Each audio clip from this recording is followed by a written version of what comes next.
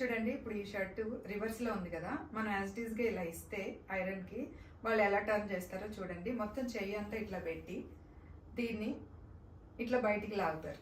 ఇట్లా బయటికి లాగినప్పుడు ఏమవుతుంది, ఈ షర్ట్ హ్యాండ్ అంతా కూడా వాళ్ళ చేతులకు అంటుకుని, వాళ్ళకు ఉండే స్వెట్ అంటుకుని, ఈ షర్ట్ అంతా మళ్ళీ మనం కష్టపడి ఉతికిచ్చిన షర్ట్ అంతా మళ్ళీ డర్టీగా తయారైపోతుంది. కాబట్టి ఈ ఈ టిప్ గురించి, హైజీన్ టిప్ గురించి ఒక్కసారి ఆలోచించండి. ఇది మీకు నిజమే అనిపిస్తుంది కదా.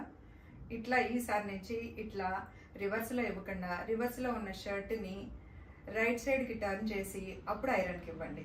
ఇది చాలా మంచి టిప్ అండి ఇది. అలాగే ఈ టిప్లో రెండో పాయింట్ కూడా ఉందండి. మనం అన్ని బట్టలు అలా రివర్స్ చేసి ఇవ్వడం వలన ఆ స్వెట్ డర్టీ అయిపోయి మనకి నష్టం జరుగుద్ది. అలాగే ఐరన్ చేసే వ్యక్తికి కూడా డబుల్ పని అవుతుంది కదండి పాపం. ఎందుకంటే వాళ్ళు కష్టపడుతూ ఉంటారు. చిన్న ఐరన్ డబ్బాలో స్ట్రీట్ చివర ఒక చిన్న షెడ్ లాంటిది వేసుకుని అందులో